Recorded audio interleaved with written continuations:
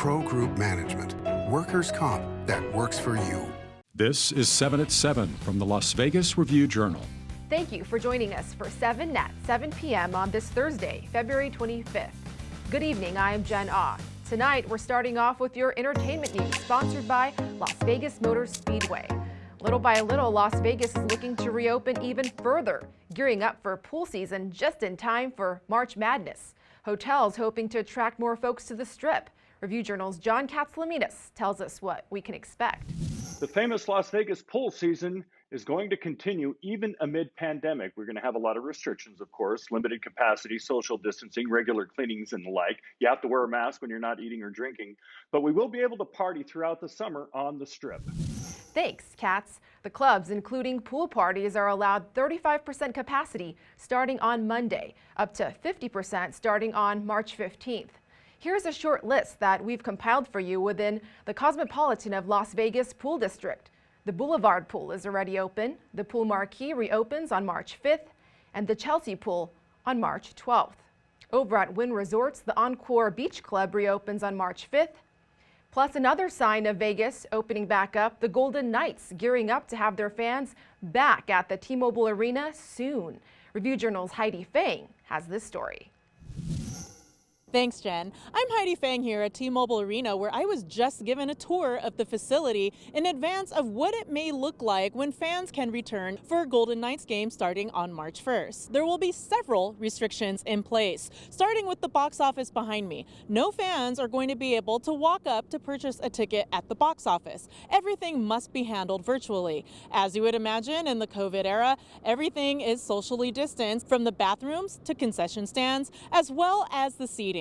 Chris Engler, who handles the day-to-day operations here at the T-Mobile Arena, also had more on the restrictions that fans will come to expect with masks. A mask will be required at all times, with the exception of eating and drinking in their seat. They can wear a 3-ply approved mask. Unfortunately, we will not allow gaiters, bandanas, scarves, or a mask with a vent. Face shields are not acceptable. You can use them with a mask, but you may not use them in place of a mask. In addition to that, we were told to let fans know not to bring any backpacks, purses, or any personal item in with them, so keep the heavy gear back at home. Thanks, Heidi. While Las Vegas is aiming for a comeback, some of its biggest attractions have yet to return. January is usually one of the biggest convention months for Vegas, but with CES and other big events not coming to town, occupancy rates were down drastically from 2020, as you can see from these numbers. Now on to our top story, sponsored by Carnegie Heights. The Clark County School District is getting ready to expand its hybrid learning model next week. Today, the school's showing how their cleaning procedures will keep students safe. They've replaced their air filters and installed ionization systems to keep the air clean and ventilated. Staff members are wiping down desks and chairs with stronger cleaning solutions. The district superintendent also stressing, don't worry about good attendance this year. This is the time, if your kids are sick, they don't feel well, keep them at home, let us know. We will continue distance education. By April 6th, students from all grades will be able to attend school and learn at least part-time in their classrooms. We have had quite a gusty day earlier this morning, but thankfully that's tapered down. In your weather, sponsored by Michael Gaughan's South Point Hotel, Casino and Spa. Here's what we're expecting tonight. We're in the 50s, but temps are expected to go down into the 40s later tonight. Now here's your 7-day forecast. On Friday, expect highs in the high 60s, lows in the low 40s again. Then a cool rest of the week as temps remain in the 60s. Gusts are expected to pick back up this weekend. In your business news, sponsored by the Vegas Chamber, a new Las Vegas-based company is working to provide free prescription deliveries. It's all to help seniors and those immunocompromised get the medicine they need amid the COVID pandemic. Review-Journal's Renee Summerhour has the details. Yeah, Jen, Pills to Me is a startup founded in Connecticut by Leslie Asenga. Asenga is a pharmacist working part-time at CVS while earning his master's degree in public health from Yale University. He saw that prescription abandonment rates skyrocketed at the start of the pandemic. The problem, he realized, wasn't necessarily about paying for the prescriptions, but rather about access. The main, I would say, challenge that we face, like getting all of them HIPAA trained. Just you know that the people that are delivering it, they're held to the same standard as the pharmacy technicians that fill that prescription. For more on how you can benefit from this app, log on to lvrj.com. Jen? We have more news coming up, but first we want to thank you for watching us on YouTube. Make sure to like and subscribe down below.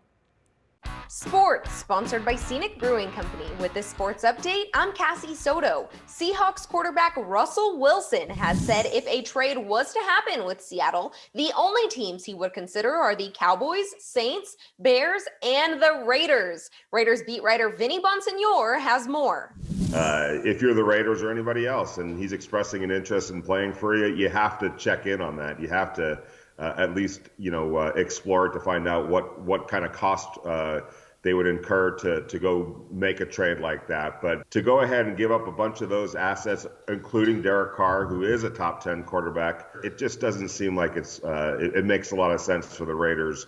Now here's the latest in sports betting. Nevada Sportsbooks won $52.4 million off of $646.5 million in wagers in January. The win was the fourth highest total in state history, and the handle was the second highest ever. The books won more than $25 million on football and more than $22 million on basketball. Books won more than $23 million on wagers made on mobile apps, and mobile wagering accounted for 56.2% of total bets.